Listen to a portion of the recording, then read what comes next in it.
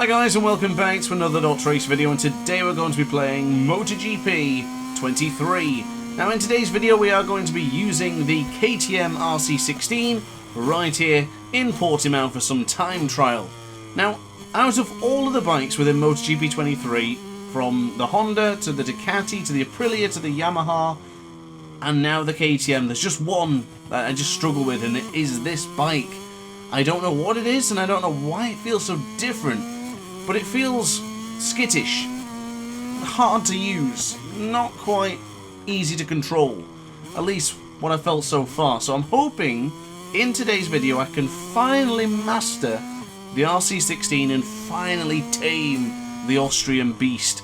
I really like using this bike, or I liked using it in past MotoGP games, and I'm hoping it would transcend well here into MotoGP 23, but I'm just having some difficulties. So I was quite close to making a top 5 bike list with the KTM being dead last.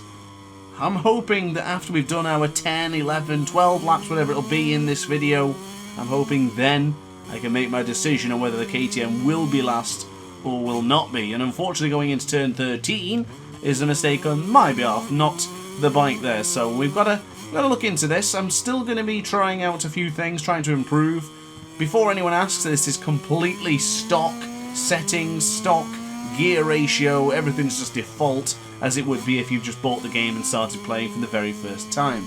So across the line in a moment's time, I'm going to see what lap time we get across the line. It is a 1:40.30. Now that is nothing particularly special. I have done a MotoGP Academy guide right here in the circuit with Miguel Oliveira, I believe, and we were much quicker than that, so I know we can do better. We made that mistake into turn 13 earlier on as well, so there's nothing to get too concerned about. But what I am looking forward to is just getting used to this bike, because it's great, it sounds awesome, and I kind of like the handling of it, but it just feels a little bit looser and a little bit more difficult to use. So if I can master this, I think it'll really elevate my own skills to another level. But before I go on, I would like to know what guys you prefer to use. What bike is it that you like to use the most within MotoGP? I'm going to do a poll on the channel and we'll all have a discussion on what is your favourite, and we'll try and decipher which bike is probably the best for players to use. I received a comment recently which regarding the Aprilia being the best bike, and it's hard to go against the Aprilia. The Aprilia does feel fantastic here in MotoGP 23. The last time I felt that way was MotoGP 21. So we'll see what the poll brings, and we'll see what the comments say in this video right down below. But good entry into turn 13, much better this time around, will give us a 0.6 of a second improvement, but it all depends on how well we improve going from 14 into the gap and then finally across the line. So into the right hand side, bringing the ride-out device on, waiting for the power to flow across the line. That is an improvement, but to a 1:39.487. Still nothing mesmerising in terms of lap time, but one thing I will say, I am guilty of doing this, so I'm going to preach to you guys now. When starting to use out a bike for the first time, or if you've used it before and you're not too confident with it, don't look at the lap times on the leaderboards. Just focus on your own abilities. And that's exactly what I'm doing here today. I've not looked once at the leaderboards. I don't really care what position we end up in. We'll figure that out later on once we finish and once we've improved. Because if already you start with an agenda, with a goal, it's going to make it more difficult to learn. And this is what this whole video is about. Me learning and hopefully taming the KTM. So I do hope you will enjoy this experience over the next couple of laps with me. But into the Samsung corner and now across into the Craig Jones corner, we are beginning to pick up some speed. The feelings is creating. It's getting there. We are beginning to make moves and strides, so I'm happy. I'm feeling good about this particular challenge. Now I do have some more time trial videos coming out this week. Got the MotoGP Academy as well, probably came out yesterday as well, and of course career mode videos too, so definitely stick around. And of course, if you are enjoying the content so far, why not hit that subscribe button? But coming out of turn 14, we will be going into the gap now by going tight to the apex and then running it a little bit wider, back in tight, bring on the power, and hopefully then we'll get across the line with an improvement to a 1:38. It is a 1:38.925. Now, when doing these time trials, I do like to keep things fresh, so I started off with a hard front and a soft rear. I'm changing things up. I'm going to go for the medium front this time around. I don't think I'll be changing the rear tyre. I do find within the MotoGP class that soft rear tyre just works a treat in every single circuit. I'm yet to find a track where I don't particularly use the soft under a time trial circumstance. Now, for a race, you might have to consider the medium, or if you're that concerned about tyre longevity, that is. But if you're not, then definitely go gung-ho with the soft option rear. But coming out of the Tour VIP, we are improving by a 10th thereabouts as we now dive into the right hand side for turn 7. Turn 7's a corner that we're going to get progressively stronger in throughout this session. Now, of course, Portimao being a very difficult track, aptly known as the roller coaster, of course, I think this is one of the tracks to be really learn, as well as learning the bike. Oh, I'm too wide there for turn 11. That has cost us, but we're still trending in the green. But regarding Portimao, of course, I do think it's a great circuit which gives you a lot of opportunities to try new things. The track here is just full of everything. You've got long corners, short corners, corners where you can really gradually bring on the power, then you've got your stop and go corners. It's a fantastic circuit which really goes hand in hand with learning a track. And of course, the vital information here, it's the opening Grand Prix of every season. So whatever bike you want to try and learn, best way to do it is start off here. Of course, you do have the winter test in Sepang, but anyway, we'll get to that in another time. But for now, it's a 1:38.890 coming in with the medium front and the soft rear. Not bad. I'm trying to gauge where our potential could be. I'm always looking at the next second, maybe next second or second afterwards, if that makes sense. So if we're starting off with a 1:40 on our first lap, I'd like to be aiming for a 1:37 when all is said and done. I'm not talking about a low 1:37, but just getting into the 1:37. So that's roughly where I'm going to be aiming for now. But as I mentioned earlier, it doesn't really matter what lap times we get. We just need to be feeling the difference with the KTM. Going through the motions and experiencing it, so you have that muscle memory, so when you do come down to the race, you come down to the qualifying situation when you really need to push with a bike you've always been apprehensive about, you'll have that confidence and everything will just click. But into the right hand side for now for the aptly named Portimao corner. Downshifted a bit prematurely there. Still got those old habits of MotoGP 22 lingering in the back of the DrAce's mind. Now into turn 13, a little bit deep there.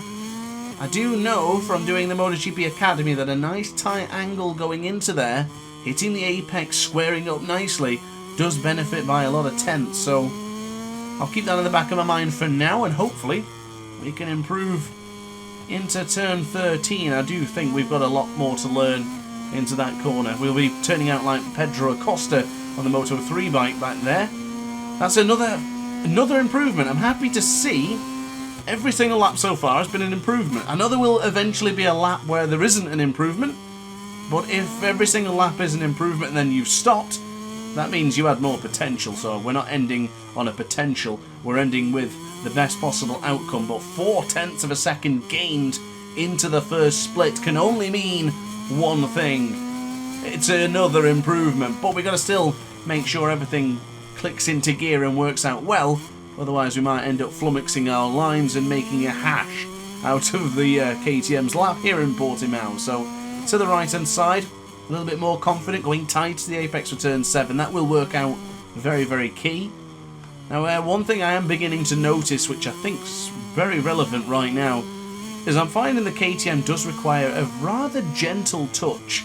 Now if you've seen my controller overlays in the past, you know how gentle and careful and just relaxed with the controller and the buttons and the inputs. I feel like I need to go an extra step with the KTM. I'm trying to be that extra gentle, but deep into turn 13, that's going to cost us. It did cost us around 1/10 of a second, but we managed to regain it by going quite firm onto the brakes into turn 14 and a very strong acceleration from 13 to 14, which of course is now into the gallop. This will be a half-second improvement, providing we don't mess it up. So bring on the power, wait for the ride height device to kick in, and across the line, this will put us in a low 138.3. Nice! So still sticking with my usual strategy, I did say we were going to try, after a couple of laps, another tyre. So the first 3 laps was with the hard front, soft rear, medium front, soft rear for the next 3, and then of course these 3 here, we'll be doing the soft front and the soft rear. Now let me tell you, I seen how warm the hard got, and then the medium got very warm as well. I have zero faith in the soft option front. Already it's quite warm on the right hand side of the tyre. With change direction into turn 4. We're not losing too much time, but I just don't feel confident. I think that's the biggest thing here now with this tyre, is that going in some of these corners, the hotter the temperature goes, the less feeling I'm going to get, the less confidence I'm going to have. It's probably not wise to be using this tyre, to be quite honest with you.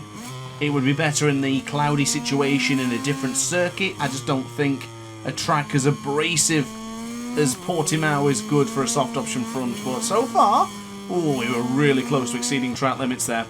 Must be something about the KTM and exceeding track limits. Of course, Brad Binder found that out in Assen not so long ago. But downshifting too early there into turn 11. Look at the state of the right-hand side of the front. I don't feel any confidence. We're down by 7/10. This is a... we tried it. This is definitely a trial.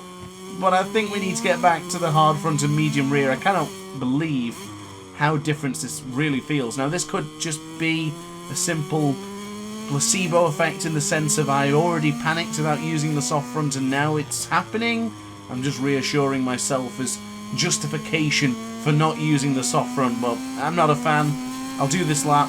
We'll see where we end up, and let's get back over for a different preferred tyre. So let's start back over again. Hard front with the soft rear. That's our first lap where we actually went backwards, but if we don't include that, then maybe we should be improving here. Into the brakes of the Primera corner, of course, one of the most difficult braking markers and zones of any circuit in MotoGP 23, but firm on the brakes. Look at it sliding in to Lagos. You see that confidence that's beginning to brew? It's happening. DrAce and the KTM are beginning to gel like a hand in a glove. This could work well, like a doctor and ace. It could work very well if we continue to push. Now, what I might have to do in the future is to come back to the circuit and use a different bike, and we'll compare how well we did with the KTM compared to the new bike that we're going to use. Let me know in the comments if you want something like that to happen. I don't usually return back to these tracks after doing a specific time trial, but if you want to see that, then definitely let me know, because of course you guys are the ones watching. That's what matters the most. But into turn 10, this time we're going to wait, downshift when the gears are looking right, the revs are matching, then drop it down to first. Not too premature like I've been doing. That's a mistake on my behalf, but hard on the brakes we go for 13. Oh, that's a nice and tight apex. Oh, it's taken me a while, but we got that feeling again. That was a beautiful... downshift to first. I just mentioned, not just a couple of seconds ago, that I got to stop doing that on the first gear, and I've done it again right there. So into the cal for 15. This is still going to be a very good lap. We will bring on the power. We're going sideways ever so slightly. We brought on the ride-out device just a bit too prematurely, but we are back into the lower parts of 138. Not quite good enough as of yet, but into the right-hand side of the Primera corner. That's deep. That was too deep. Unfortunately losing a bit of time, but we're still quite close to the delta. You see 2/10. It was temporarily 4/10, but I think that was just the nature of the corner. We are trending to be going in the right direction here. Less than 1/10 of a second separates us from our fastest lap time from earlier on. So now into the Tour VIP, a very difficult corner. We managed to stay in the positive. 1/10 of a second. 2/10 of a second in our favour there, but into the right for 7. We're going to run it a bit deep here. Thank goodness that rumble strip is a nice soft one. Usually in MotoGP games, the rumble strips will just fire you off, but that was pleasant. So into the fast part of the roller coaster, the Craig Jones corner, ripping it up on the rumble strips and on the curbs. Into the right. Oh, we're losing the front. Everything's pushing, weaving and moving there. Goodness me. If that was a dance move, we would have patented it. But now into the left-hand side for 13. Can I get that tight apex again? Oh, we can. Oh, it looks stunning. It looks absolutely stunning going in there at the right speed. This could be Hey, this could actually be a 137. Are we getting closer? 4/10 of a second it is. Is this going to be the one? Rub your hands together, guys and gals, because this could be it. 4.5, 5/10 of a second. 5, 4. It's dropping down. Hit the power on, please, to bring on to keep away from the. Oh my God! Deja vu. The KTM has abused track limits. Now I actually kept on going there, as a matter of fact, and I did put another lap in, but it wasn't anything particularly special because I realised halfway through that I invalidated the next lap for going on there, so I didn't bother showing that lap, but it wasn't anything particularly special. But what is special is the fact that we got into the 137s there and I blew it by exceeding track limits. Brad Binder, I feel you, mate. I feel the same way now. I'm miffed. I can't believe I've just done that. I really can't.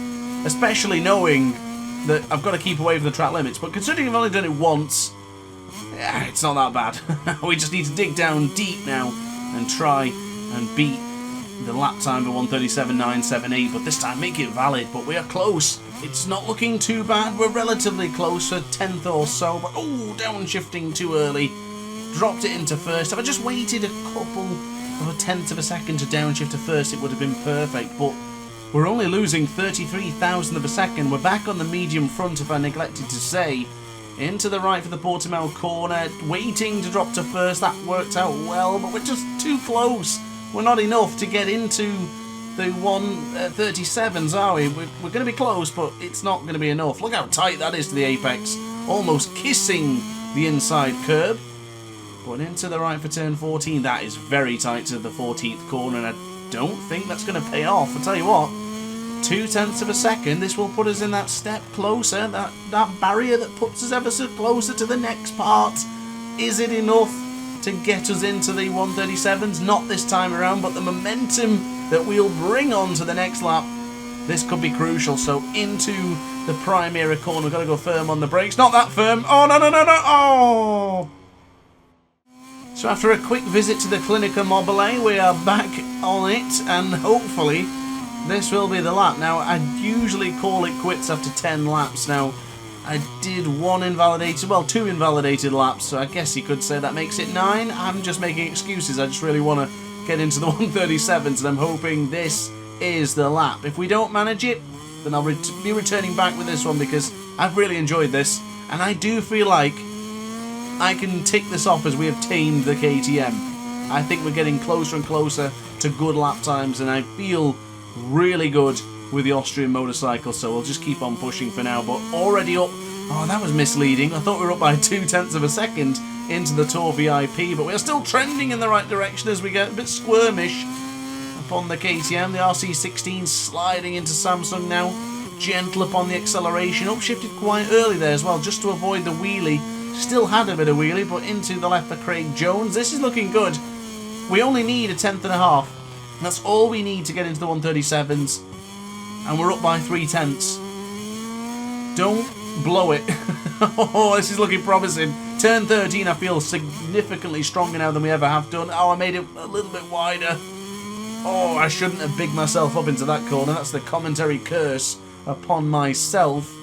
Into turn 14. Heart's going a bit now. Bring on the power. Do we get it? 0.3 of a second. It's got to be good. It's got to be good. This is only for 137, but it feels like a win to me, I tell you. Here we go then. Bring on the power. Get in the straight line. Across the line. It is. We've done it. A 137.9. We are back into the 137s, but this time it's valid.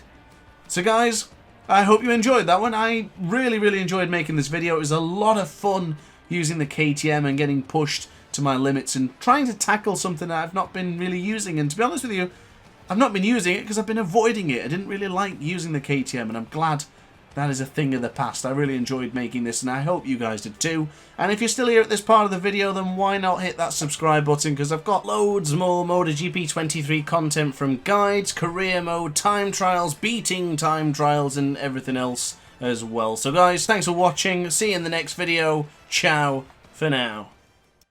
Oh hi, didn't quite see you there. Good to see you're still here. If this video didn't quite set your appetite, then why not watch some more DrAce content by clicking the video shown on screen now. Furthermore, if you would like to follow me on social media, you can do so now with the links down in the description. consider subscribing so you don't miss a single DrAce video.